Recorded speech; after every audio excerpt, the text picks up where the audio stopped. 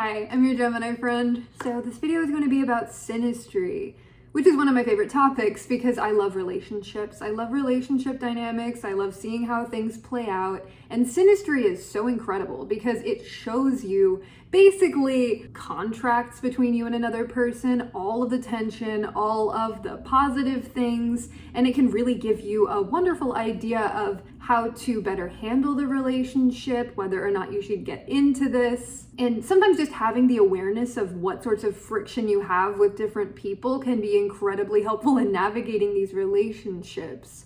Synastry is not always romantic, though it seems to most commonly be, but you can read your synastry with family, with friends, with anybody really.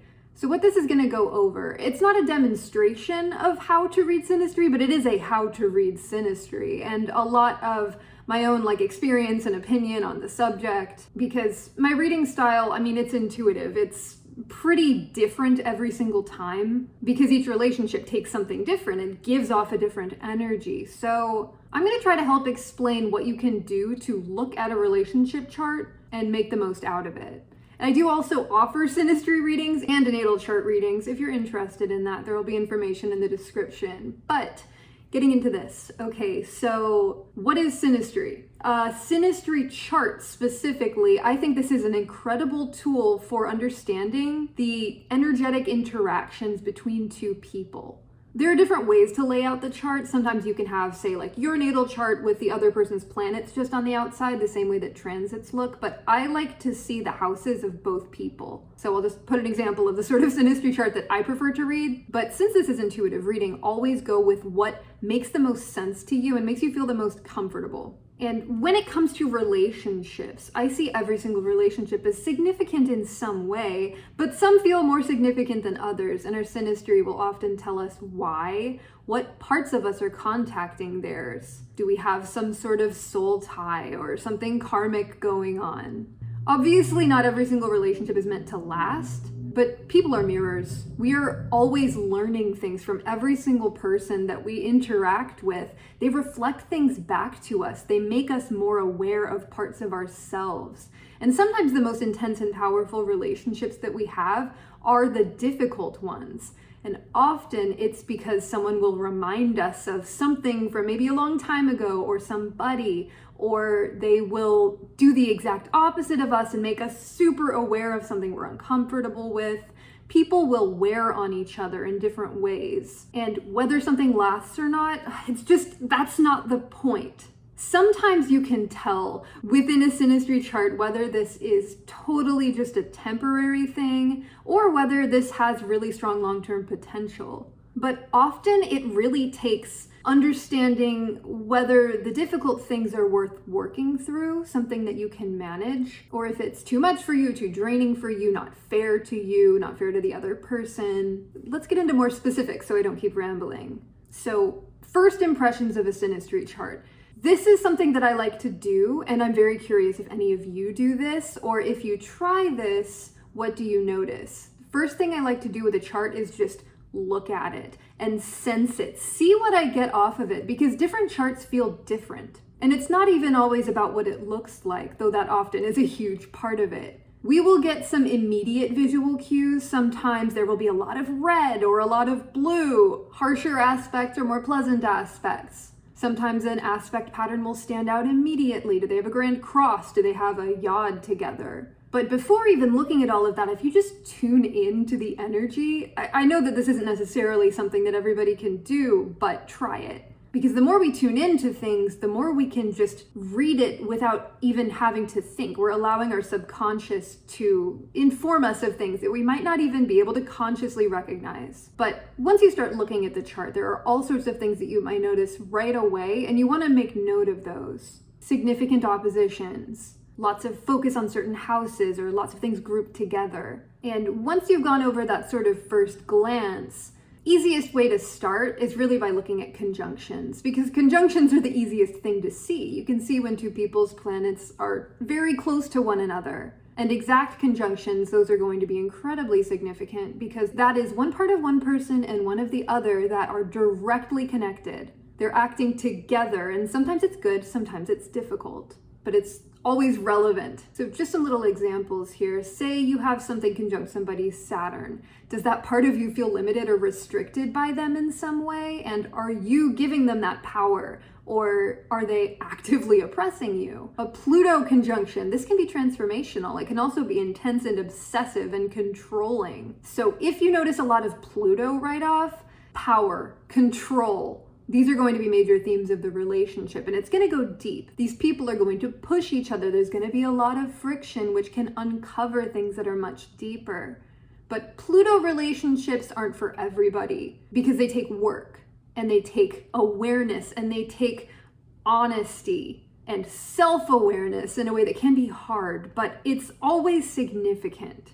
And strong Pluto doesn't always indicate that this is always going to be difficult, because sometimes we can acclimate to the tension of Pluto and it becomes transformative. It becomes a way that we evolve with this other person. So Pluto is not an immediate bad sign, but you do want to get the full picture. So some conjunctions that can indicate really strong, like direct energetic connection. Moon conjunct Moon, this is one of the deepest things that you can feel with somebody. Venus and Mars, this can be wonderful for attraction, but sometimes distracting from the rest of what's going on. Mercury conjunct Mercury, communicative, intellectual connection, that would somehow be a theme. Whatever these conjunctions are, they're likely going to show you some sort of significant theme within the relationship.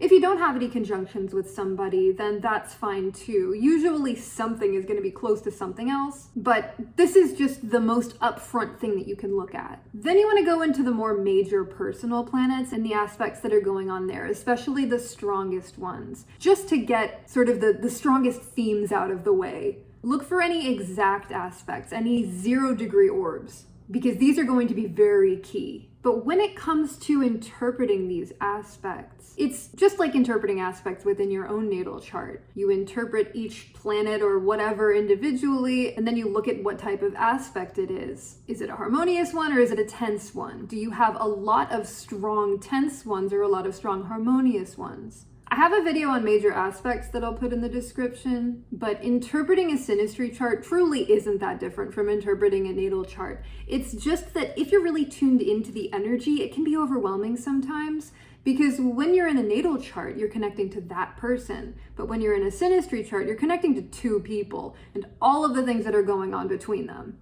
And that can get overwhelming. Sometimes I'll find that within synastry readings, even if it's for one person, I'll get the other person's voice coming up. And sometimes it can get very confusing because you're getting two different pictures. So that's why the chart can really help you out with that clarity, because if you are reading intuitively, you might be getting a lot of stories. But when you're looking at the major planets and all of the aspects, there's something that simplifies it for me, is just going by columns. When I'm reading a synastry chart, I don't just read the circle chart, I also read the additional PDF that's available on astro.com. I'll put a picture of it here. This shows you in a much more structured and organized way what's going on, and it can be so much clearer. So if you're looking at personal planets, just start with somebody's sun and work your way down or across, and you can even tally these aspects. Count up how many harsh aspects, how many harmonious aspects. And if there's a significantly higher number for one than the other, that tells you something. If they're quite equal or nearly the same, that also tells you something. And I think that that signifies a sort of balanced relationship, because we don't want only harmony within a relationship. We want somebody to push us a little bit. We want somebody who can see into us and make us aware of parts of us that we might not be aware of otherwise, because that's what relationships are about. Growth, mutual growth. And again, mirroring, being able to see what is reflected within us through the other person. So once you've gone through all of the personal planets and you've gotten a general idea of how their more personal parts are interacting with one another, then you can look to Saturn and get more of an idea of the long-term picture. Saturn, I have videos on Saturn, I can link those below too, but Saturn, I mean, it restricts, it limits, but at the same time, it represents commitment. It represents somebody's long-term vision. So, for example, if two people have Saturn squared or even opposite, that shows that each person's long term is different. There's something at odds between them. And often for romantic relationships, this can be really hard to go forward with. Saturn is going to be a big warning of whether or not something is going to be long term. But in things like family and friends, we can have tough Saturn aspects and still have it be a relationship that we want to continue with. Sometimes the differences in our long-term goals can be a huge theme within the relationship, and we can learn from that. But Saturn, it can feel binding. It can make you feel stuck to a person, and that is that restriction. If you feel stuck, if you feel like there's something that you can't get out of, always look to the facts. Are you actually stuck, or are you allowing yourself to be stuck? Have you given this person power? Or are you being fearful and you're trying to control another person? If you are more of the oppressive Saturn in a Synastry chart, pay attention to that, because you have power there to recognize more consciously what's going on. But often, especially when it comes to karmic relationships, Saturn can feel like something that we were contractually obligated to work through. Like we are literally bound to this relationship until we figure out what it's trying to teach us. And I know that it can be frustrating to not know if something is going to be forever or not, but the idea of relationships and forever and long-term and commitment and marriage especially, these sorts of things, honestly, they can limit us. I love the idea of marriage. It's beautiful, it's romantic, but at the same time, I think it's a good thing that societally we're moving away from that being such a standard. Because when you feel required to get married, what are you gonna do? You might not marry the right person, and then you're legally stuck with them. Saturn can feel like that. It can feel like that legal obligation. And sometimes it's in a good way. Sometimes it's like this person will commit to you. You two are aligned. You have the same idea or similar enough of what your long-term is. But I just want to say, do not let yourself get stuck in something just because you think you have to. Because some people, honestly, are destined for multiple marriages, and we're all meant to be interacting with so many different people. So while Synastry can tell us what's going on within the relationship, it can never truly tell us, is this person the one? I'm just saying, if you're looking at a Synastry chart and you're trying to figure out, how can I make this work? There's probably something else going on with the relationship that you should look at that's underlying. Because Saturn, it basically glues people together, but sometimes this is painful, sometimes it's difficult to separate, and it's just not something that we can always help.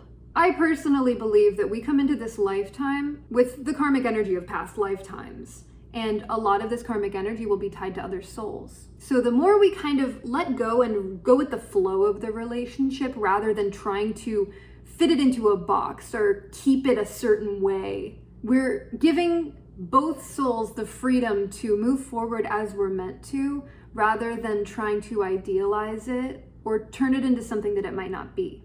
So moving on to Pluto, because Pluto is another indicator of long-term potential, but also more soul-level transformation. Is your personal sense of transformation aligned with this person's, or do they clash? Pluto can represent magnetism, being so drawn towards someone, and again, obsessed. Control is always linked to fear, and when we're trying to control an outcome, it's because we're afraid of what any other potential might be. So this is more of that, don't just try to put something into a box. Let it be what it is. But I understand, Pluto is a really intense planet, and sometimes these things can blind us or give us a very one-track mind.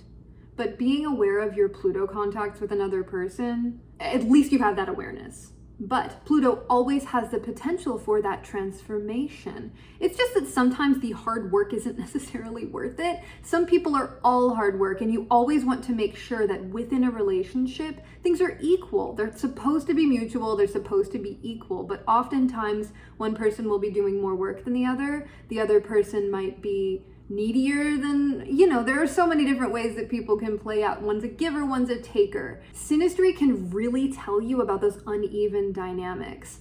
But if within your natal chart you have something that might indicate uneven dynamics, like a lot of 7th house focus, Neptune in the 7th house, Pisces and Neptune energy around the 7th house and the descendant, Venus in the 12th, various combinations of those energies, we can see in our own charts if we're somebody who might be willing to overlook certain things. I guess we're moving into Neptune now. Neptune in a chart, this can be beautiful. It can be deeply spiritual, but it can also be very confusing. It can indicate that somebody might be deceiving you or that you might be self-deceiving. Or it can even indicate miscommunication or a lack of kind of speaking the same language. Not literally, but energetically. Mercury-Neptune contacts, they can be interesting. Like, say, for example, you have Neptune conjunct somebody's Mercury. This can be such a spiritual connection that you're practically telepathic. But it can also be that you hear them differently than they are expressing themselves. That's why it's really important to recognize, do I have a lot of harsh aspects with this person, or are things mostly harmonious? Because yeah, it's a puzzle, it can be confusing, and we can have a lot of contradictions within a synastry chart, but you kind of know. Like, deep down, when it comes to Neptune, we know in a more unconscious way, but consciously it can be very difficult because that delusion, we can mistake it for something spiritual or something deeper than it is, or we can think if we keep working on this, if we save this person, then things will be good. So Neptune and sort of savior complex sort of things, it can make you a healer, but again, if somebody is a taker, they're going to keep taking that energy. So pay attention to Neptune and see what it tells you about your purpose together, your sense of spirituality together, or confusion, illusions. And then Uranus, this can be an interesting one because Uranus, it always destabilizes, it always disrupts. But if this is good for the person, say they're in Aquarius or have significant Aquarius or Uranus energy, that might be good for them. Juno in Aquarius, and you've got some interesting Uranus contacts, that could be a good thing. But say opposite your Venus, I mean, that can be tough. That can feel like the other person is always unpredictable in a way that doesn't work for you romantically, that they're not accepting your affection or they're doing something weird with it that you weren't expecting. Uranus can indicate sudden shifts as well, which can feel unstable. So if you're somebody who prioritizes stability and you notice that this person has a lot of instability in their chart, that's something to look at. But Uranus can also be innovation and moving forward together. So this one is very particular to what's going on within the chart. And then when it comes to the North and South node, so very often karmic relationships or relationships where you have some sort of contractual something. You basically agreed to meet again in this lifetime. Maybe you were in a relationship in a past life, or maybe something happened in a past life that you still need to work on. Often something conjunct the South Node or aspecting the South Node in a strong way can indicate that you have history with this person. Doesn't always indicate that things are not going to be good moving forward, because this can show, okay, well, we've always been together or we always find each other. But it can indicate this person holds you back. This person keeps you in that past energy. So be very conscious with that. And then North Node connections, I mean, these are magnetic. It feels purposeful. It feels like the direction of fulfillment, but it is work heavy, growth heavy. This takes a lot of personal work and growth. And sometimes it can be a lot. Sometimes North Node contacts can be in a chart with a lot of other things going on. And having somebody impacting your North Node in a significant way doesn't always mean that they are the future for you, that they are always going to be with you moving forward. What it means is that they're definitely helping you forward on your path in some way. But the North Node is not really the best indicator of whether or not something is long-term. You really want the full picture for that. One of the things that is quite rare, but it's something that I come across, is yods within a synastry chart. And having a yod within your own chart is rare enough, and it indicates a sense of mission, purpose, but like urgency, and kind of the confusion that comes with that. But within a synastry chart, when you have a yod with somebody else, that is a shared goal and a shared mission. It's something that you're intended to work on together. And I won't say that this is even a good long-term indicator, because you can complete that mission and then move on. But if you have a yod with somebody, it's significant enough to explore. It's definitely something that you want to figure out. I just think that thinking rigidly about relationships as, is this forever or not, can really prevent us from experiencing what we're meant to experience with another person. And that's why I think there can be so much mystery in whether or not something is long-term. I've definitely come across Synastry where it's like, red flag, no, don't go there. But often the red flags are a lot louder and clearer than what tends to happen, which is there's something that's meant to happen between the two of you. And where it goes, we have to kind of leave that up to mystery, because if we know where something's going, I mean, it affects how we behave. So my advice is to take relationships as something that you're consciously moving forward in, but you're not rigidly set on a specific outcome. And that doesn't mean don't commit, but it's more like, don't worry so much about the future. I understand, I get it. Like, you don't want to commit to somebody and then have it not work out, but going into something that might be impactful and meaningful with that idea in mind, it's disappointment, it's stress, and again, it's trying to control the outcome. So best you can do to not try to control the outcome and just let things flow, let them be what they're meant to be. It's always going to be hard. People are going to hurt us. It's always going to happen. But taking your own agency and understanding what's going on within the Synastry chart, it's the best that we can do, at least in my experience, in the way that I read. And when I'm reading a Synastry chart, it's the energy of the moment. It's what's going on then. Time and timing, there's something that we just don't have control over. And sometimes things are hidden from us for a reason. So really remember that. And okay, moving into house overlays. So we can always look at what house our whatever planet falls in for the other person. That's why I like to use the charts that show the houses of both people. For example, like if your sun falls in the other person's 10th house, you're likely going to boost their image in some way, maybe be instrumental in their career or the way that they're seen professionally. Say your moon falls in somebody's 4th house, you're likely going to feel like home to them. You're likely somebody that they are very comfortable around and can be more that private self with. It really shows you where certain parts of them show up in your life, which can be super informative. So when it comes to Synastry, predictive astrology, it's not my favorite thing. I know that there are things that we can predict, and it absolutely works, but I just think we should leave some things up to mystery.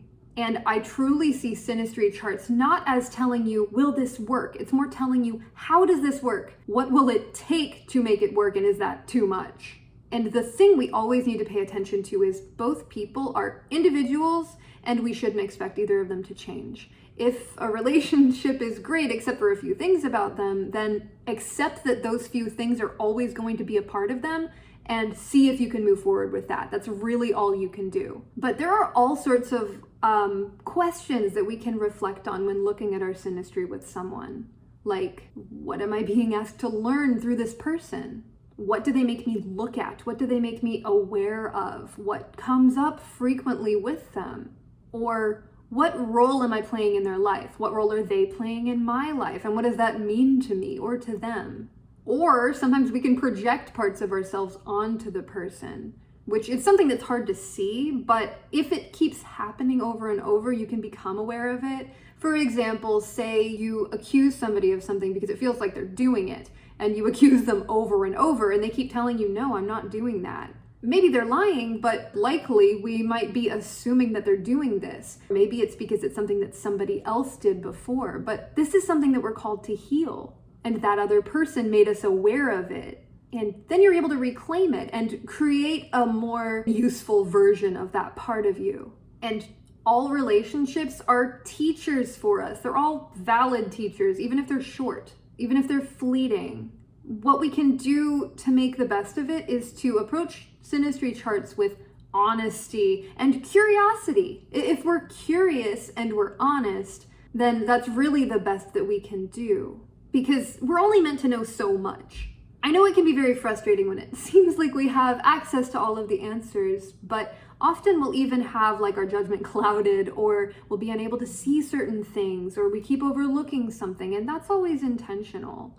And I find this to be a timing thing, but timing is, again, something we just don't have control over. But that does make me think of one more thing I want to bring up, and that is the vertex. So the vertex is a point of like fated timing. This is something that shows you, say, if somebody has a conjunction to your vertex that's within just a few degrees, I would say like 1 or 2, because it's such a picky point, this is going to show you, okay, this part of this person is affecting me deeply. When we met, maybe everything shifted after them.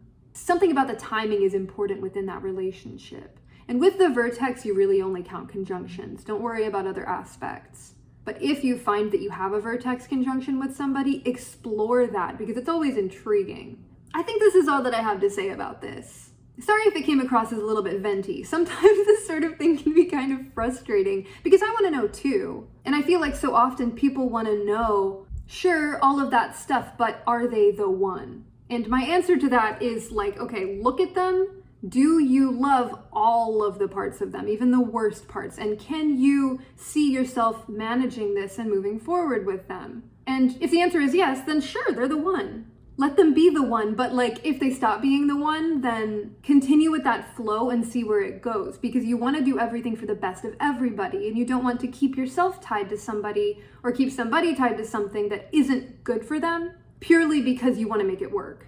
And I'm talking just as much to myself as I am to anybody listening. Relationships are tough, but Synastry shows us pretty much exactly what's going on. And sometimes our opinion about the Synastry actually tells us a whole lot. Do we like what's going on, or is it frustrating? All of that stuff. But I'm gonna stop it here. Thank you so much for watching. And if you have any questions or anything that you'd like to share, or any aspects that you think are especially interesting, please feel free to tell me whatever you want. And again, I do offer Synastry readings if you're curious about like several different things within your chart. But thank you so much again. I love you. Bye.